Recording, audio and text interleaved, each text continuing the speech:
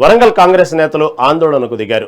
పోచం మైదాన్ సర్కిల్లో మోదీ, అమిత్ షా దిష్టి బొమ్మలను దగ్ధం చేశారు. తెలంగాణ ఏఐసీసీ అధ్యక్షురాలు మీనాక్షి నటరాజన్ నామినేషన్ తిరస్కరించడం సరికాదన్నారు. ఇప్పటి వరకు ఓటు చోరీకి పాల్పడ్డ బీజేపీ తాజాగా సీటు చోరీకి పాల్పడిందని జిల్లా కాంగ్రెస్ పార్టీ అధ్యక్షులు అయూబ్ విమర్శించారు.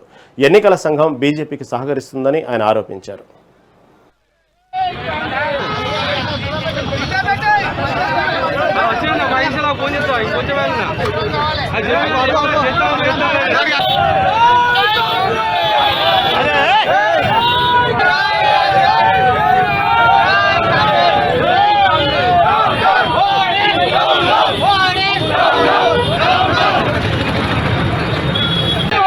నామినేషన్ల ప్రక్రియ ప్రారంభించిండు.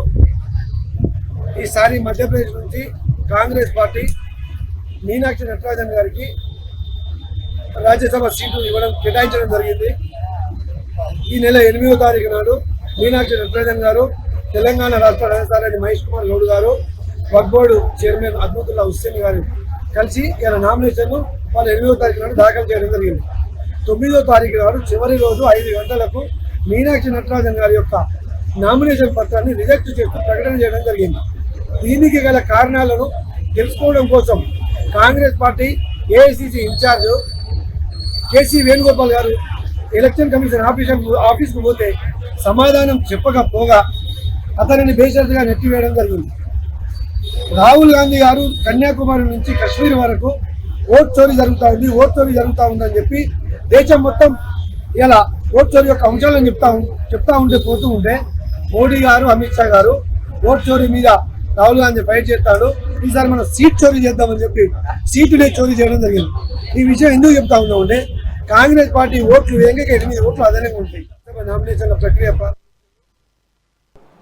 కేంద్ర ప్రభుత్వం ఇంధన ధరలను పెంచి సామాన్యులపై మోయలేని భారం వేసిందని ఎమ్మెల్సీ నెల్లికంటి సత్యం ఆరోపించారు. ధరల పెంపును నిరసిస్తూ నల్లగొండలోని క్లాక్ టవర్ సెంటర్లో సిపిఐ ఆధ్వర్యంలో పెద్ద ఎత్తున నిరసన కార్యక్రమం నిర్వహించారు. మోదీ ప్రభుత్వం కార్పొరేట్ సంస్థలకు రాయితీలు కల్పిస్తూ పేదలు, రైతులను అడ్డి విరుస్తుందని మండిపడ్డారు. కేంద్రం పెంచిన ధరలను వెంటనే తగ్గించాలని డిమాండ్ చేశారు. ప్రభుత్వాలు తమ విధానాలను మార్చుకోకపోతే రానున్న రోజుల్లో పెద్ద ఎత్తున ఉద్యమిస్తామని హెచ్చరించారు. ప్రభుత్వం ఎరువుల ధరలు విపరీతంగా పెంచబడ్డాయి.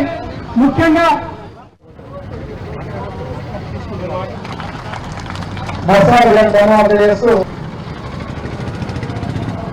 లేనటువంటి పరిస్థితి చూస్తా ఉన్నాం.